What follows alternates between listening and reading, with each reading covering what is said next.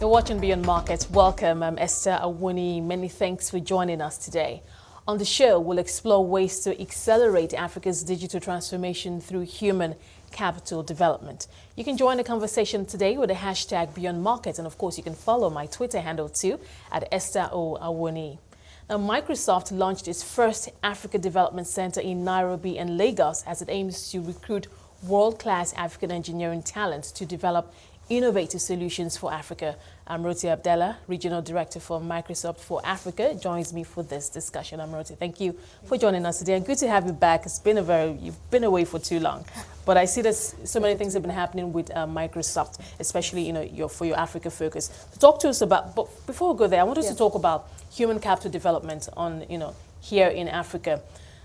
The statistics are not too encouraging, and just last month, the World Bank said it was going to significantly increase its investments, especially in sub-Saharan Africa, which scored the lowest on its human capital development index. It says it's looking to invest more in health and, of course, better student learning outcomes, because we need to have a healthy and a skilled workforce, for the future, to prepare our youngsters for the workforce of the future. But let's hear your thoughts in terms of how much private sector involvement and investments do you see right now going into human capital development in Africa?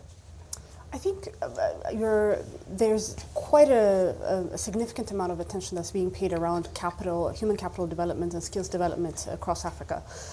Just last week in Ghana, we launched the IFC, their digital skills report.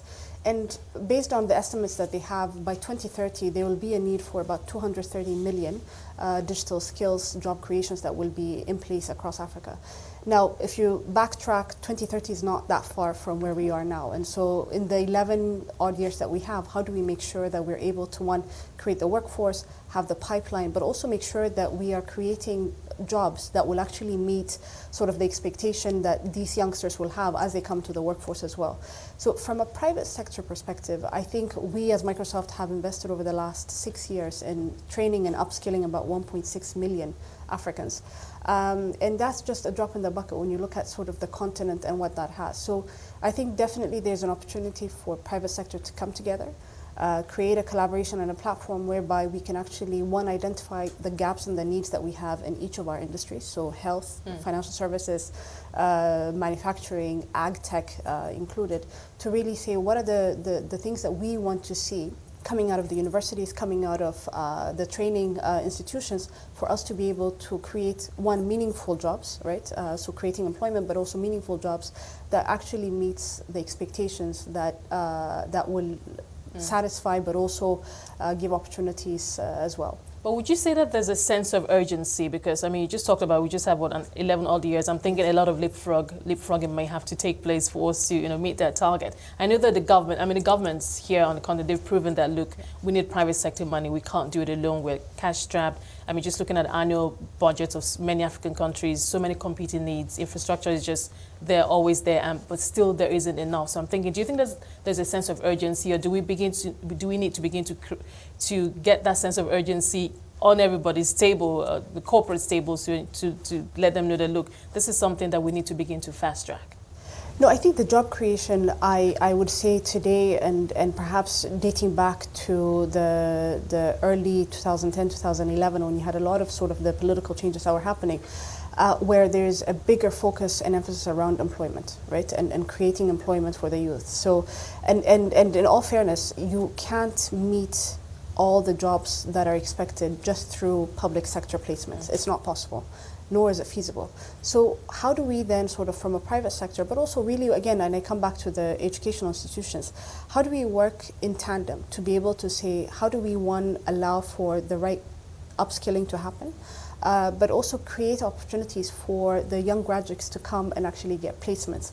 One of the things that we've piloted, and I'll speak specifically around Microsoft, is we started an internship program. And that internship program, starting with a year, was really meant to give an opportunity and an exposure to young graduates to come into our workforce. Now, we realized that taking them into Microsoft was not going to be sufficient enough, but we needed to give them an exposure to our partner ecosystem, Today in Africa, we have about 12,000 partners across Africa. So one of the programs that we have under For Africa is actually focused on skills and internship program. So the retention rate that we have seen over the last 6 years is about 82%. Right, which is quite significant. So we source them, we identify, so we get rid of sort of take away the discoverability issue that partners have in saying, look, if I'm looking for talent, where do I go to find it, right? And so we will identify, we will train them across 3 tracks: technical training, marketing, and business development. And then based on the need that you as a partner have, then we're able to give you an option of interns to be able to select.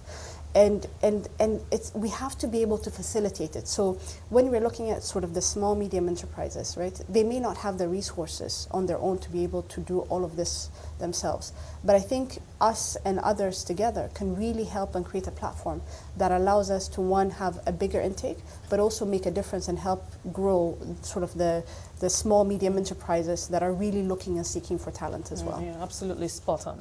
Let's go into the Africa Development Centers, that latest from Microsoft. Talk to us about this, what it aims to achieve. So we're very excited actually. So because this week we have launched, and we are launching the Africa Development Center, which they are global development centers that Microsoft has. They've been 6 in existence, and so the Africa one is the 7th one in addition that's coming in. With a location set up both in Kenya and Nigeria, Lagos and Nairobi, respectively. We just had the launch in Nairobi on Tuesday, and then today here in Lagos as well. And it's really an opportunity for us to, one, take in engineers, graduates, or those that are that are already in the workplace, to come and work and co-develop with our engineers at Corp. And so it's really an opportunity for us to say, look, we believe that we have the right talent in Africa. We want to give engineers an opportunity to work on our products. And so we're excited because the timeline that we have is between now and December 2019 to really have an uptake of about 100 engineers and fully in place. And then in the next 5 years to have anywhere up to 500.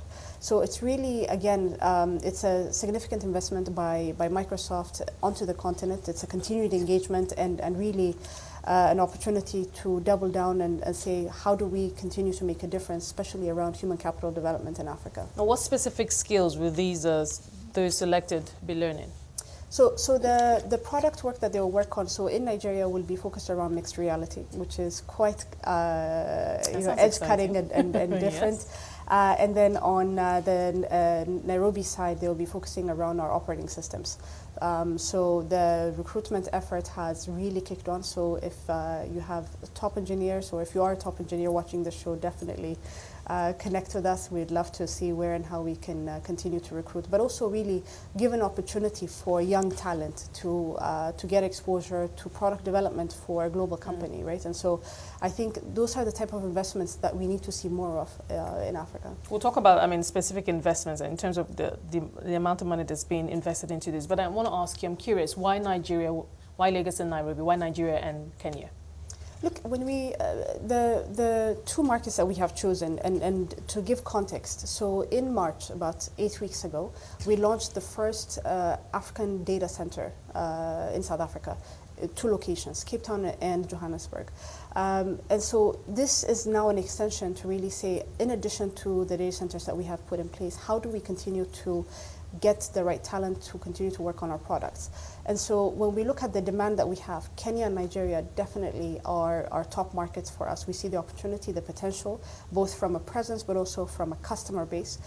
Those are 2 key markets that we have on the continent. So again, sort of building on the existing investments around the data center, South Africa, Nigeria and Kenya, sort of as we look up, are 2 key markets that we have. Okay, let's go back to those engineers you're going to be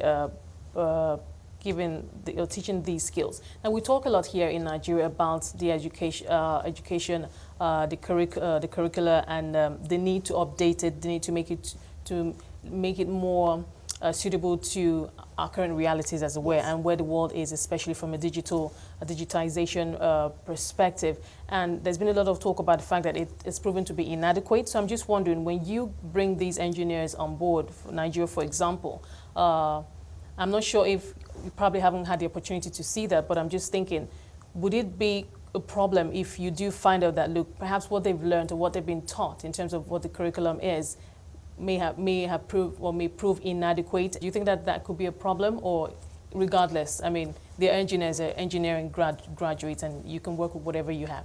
No, I think, look, there's definitely a first assessment to say, look, let's take the graduates that have the right skills, right, for them to be onboarded. But again, you have to then work backwards to say, if we are expecting, you know, X profiles, right, to come out of the universities, how do we also then help the universities understand what are the technologies, the opportunities, the content, and the curriculum that we can support with, right? And that's part of the work that our teams are doing here in working and identifying universities that we can work with as well. But absolutely, you're on point. It's an opportunity to collaborate with the universities even more strongly, not just from a student sensitization and understanding, right? So there's that activity around engagement, but it's really also with the schools to say, you know, what are the challenges that you have, and those are the discussions that our teams are having now. Let's talk about, I mean, the kind of investments that are going into this, and over what period of time?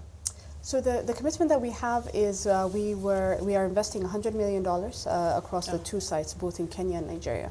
And so it's a significant investment, especially as we look at, you know, how do we build out the teams with the aspiration of having about 500 engineers in the next 5 years. And so we're making sure that we are identifying the right talent, but also continuing to look at how else do we also contribute to the ecosystem as well. I'd like to hear your perspective on this.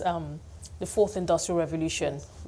I mean, we talk so much about it and how each country is prepared for the workforce, especially in manufacturing, from a manufacturing perspective, where it's all going to be artificial intelligence, machine learning, and robotics, etc. And I'm just wondering, would you say, just looking at the workforce, I know there's still a work in progress, but just looking at the workforce, would you say that a country like Nigeria or the key economies, Kenya, South Africa, are already on that path? And that there's already that recognition and appreciation that, look, this is here already, and we need to begin to make those necessary investments, or at least identify that these investments need to be made now? I think with looking at the reality of where we are, right, especially around manufacturing, I'm not entirely, I wouldn't say that we as Africans are ready yet to sort of look at the full digitization of manufacturing today, for instance, specifically.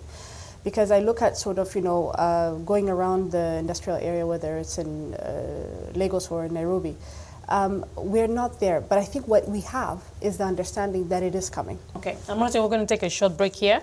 I must thank you for your time so far. We'll come back and pick it from where we left off. I've been speaking to Amrote Abdella. She's the Regional Director for Microsoft for Africa. Because if you're just joining us, Amrote Abdella, Regional Director for Microsoft for Africa, is with me today. And we're discussing ways to accelerate Africa's digital transformation through human capital development. Amrote, thank you for your time so far. Okay. Now, I know that Microsoft, you're already working with a number of Kenyan and Nigerian companies to, you know, just get that innovation spirit, as it were, going. Talk to us about that, and of course, those partners that you're working with on this project. Absolutely. So over the last 6 years, as Microsoft for Africa, one of the things that we've had as our commitment is to really spur innovation across Africa. And part of that innovation was really identifying local unique solutions across Africa that actually have the opportunity to scale, but also where we believe that we could actually make a meaningful difference, whether it's around business development support, whether it's around technical support, and support them. So today, as we look at sort of the markets that we're in, specifically in Nigeria, we have companies like Flutterwave, like InterSwitch, and we want to make sure that we continue to invest, identify, and cultivate more of these innovations across Africa. Okay, now for this, let's go back to the ADC. For the ADC, talk to us about the timeline. You're launching in Lagos. Talk to us about the timeline in terms of the number of, I call them candidates that you're going to be sourcing for, or, you know, trying to get as a first step or first batch, and then how you're going to proceed from there. Absolutely. So the launch for the Lagos ADC, of course, is today. And with that, we have an aim of hiring 100 engineers between now and December, and 50% of that, of course, to be based here in Lagos. So the plan and the aim is to have by 5 years from now, by 2023, about 500 of those engineers to be hired by by the African Development Center working at either of those locations. So the aim and the launch really today is the kickoff for the hiring, the resourcing, and really getting started on the product development. Well, what exactly would you be looking for someone who is watching and wondering what the criteria is going to be? I'm a fresh engineering graduate. What is Microsoft looking for? What do I need to have? So look, I think our recruiting and hiring team will have the specifics around sort of which site you're looking at, right? Number one. But two, it's if you have an engineering background, right? You're passionate about technology. You're interested around the cutting edge sort of what is to be done or that could be done, then absolutely please reach out to us. I think it's a call to say there's an opportunity for us to work. And if it's not even at the African Development Center, we would love to look at, what are the opportunities that we can create for talents that may not be hired by us, but that we can actually engage and also support in placement in some of our partners as well. Okay, I don't know if I've asked you this already. So for now, it's Nigeria and Kenya. Yes. What other countries do you have on the map?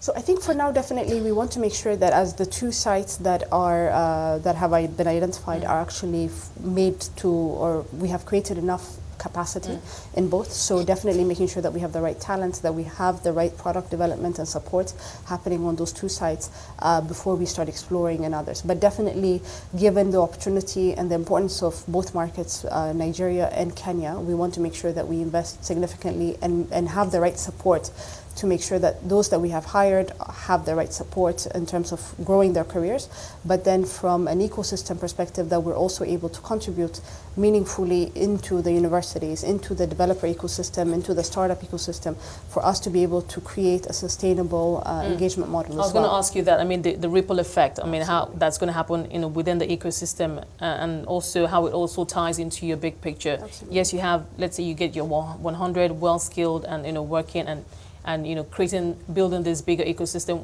What kind of shape do you think this is going to have for Nigeria as a country, and of course, as we begin to expand our digitization ecosystem? Absolutely. Look, I think let me first talk about what does this mean for others, right? In terms, if you're a university student today and you are in your first or second year of university, you can look at and then identify people who are working at any of these sites, right? So let's look at the Nigeria ADC.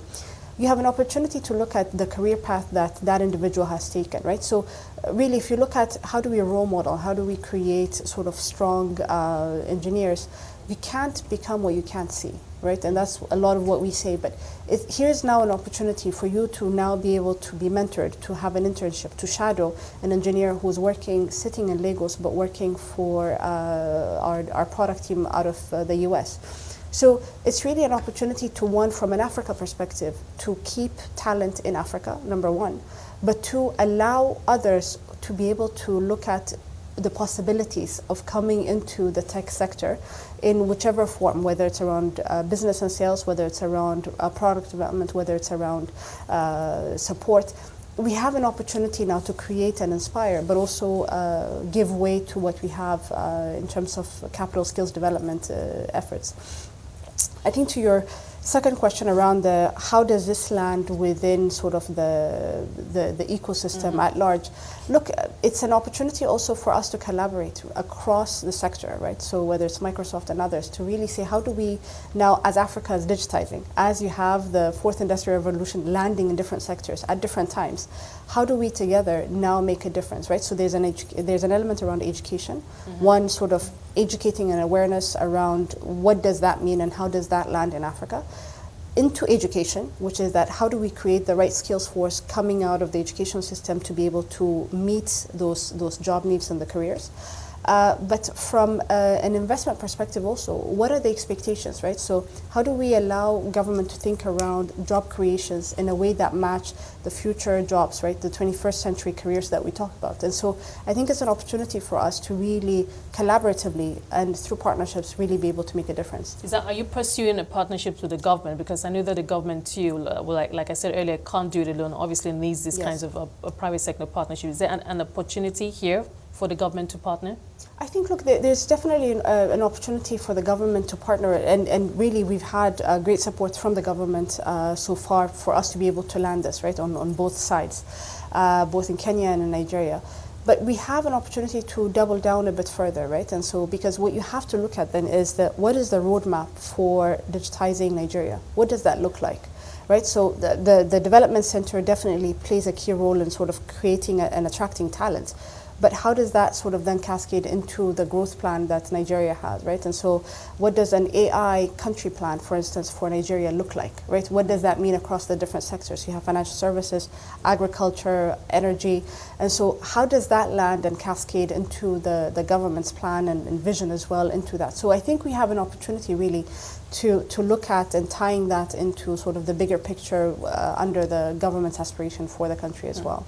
Now, when you look into the future and you think about the African workforce, obviously, I mean, by the year, according to stats, by the year 2050, Africa is going to be home to one of the largest youth populations in the world. So, and you know, today's youth, you know, they're mobile. I mean, it's all about digital. I mean, especially from a mobile phone perspective, you know, it's all about digitization. But there's a huge population of youths in the rural areas too who is also still trying to catch up.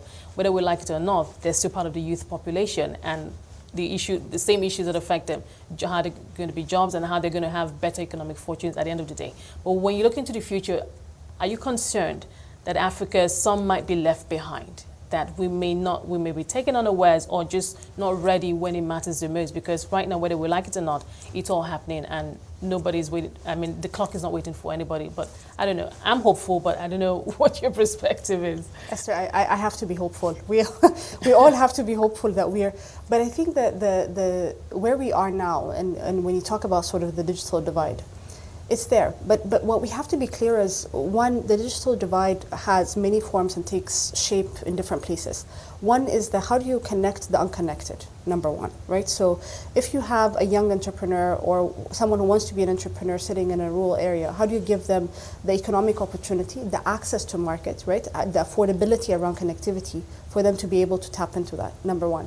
The second one is for those who are even connected, right? There's a question around affordability of connection and access. How do we make sure that they have free or affordable access to local markets, right? And so how do you bring them into the formal markets even more, that integration? And the third one is for those who are already now fully connected, how do you create an element around upskilling, right? So even when you say, you know, someone is fully, connected, how do you allow them to have the right skills to be able to compete globally as well? So I think, you know, are we having the right tractions? Absolutely. I think there's a bigger effort now across Africa, Nigeria included, where you're looking at how do you create connectivity opportunities, right, in some of the rural areas? How do you upskill those that are already there? But it has to be both a bottom-up and a top-down opportunity and effort to be able to do it. So I think the next piece, I think as Africans, what we have to definitely make sure that we continue to do is really focus on execution, right? So I think there are a number of policies that are in the works, but I reiterate that we need to focus on execution because time is not on our side when you look at it. And so we have to be able to have the right execution accountability for us to be able to make a difference. Okay, now for these young ones, the youth, what kind of, how would you assess the quality of talents that you see? One, two, I mean, innovations coming out of Africa, are they finding a place in the global space in terms of how they're meeting the need? Because I know that many of the innovations that have come out of Africa have come as a result of, necessity, and many of them are not even being used abroad because those needs or those circumstances do not arise or have not arisen as it were, especially here in the digital payment space. We've seen lots of innovations happening. So would you say that we've been able to find our place as a continent on that global stage? I think we have. Look, it's you have to also understand what are the innovations that are unique to Africa that should be scaled more broadly. I don't believe that all of them have to be scaled, very frankly, right? I mean, if you're talking about financial access, some of the solutions that we have today may not necessarily meet the demand of someone who's in North America, and that's okay. But we have enough of a population and a demand in Africa and across Africa for us to be able to demand it. That's number one. So just because something hasn't gone global doesn't mean that it's not necessarily a success. So I think we need to understand and map out our own needs across Africa for us to be able to focus on it and then support critical to make sure that they actually have access to those markets. And then the second one, as you think around sort of what does it mean for innovation to sort of really take place, we need to understand, what are the things that are unique from Africa that can be or meet a niche market across Africa, right? So here you have a lot of sort of the arts and the culture piece that really are taking strong prominence as well. So I think we need to know what does the world see uniquely in Africa that we can start sort of exporting, and then what are the things that really we need to meet and sort of cultivate in Africa to be able to make a difference in our lives today. Jake, thank you so much for being Thank here you. today. I've been speaking to Amrote Abdella. She's the Regional Director for Microsoft for Africa. And that's it on Beyond Markets. Thank you so much for being a part of it. Remember, you can watch the show at 5 p.m. West African time daily and have access to all previous episodes of the show on our website. You can also stay engaged with the hashtag Beyond Markets, and you can follow my Twitter handle too at Esther Awoniyi. From myself and the team, it's bye for now.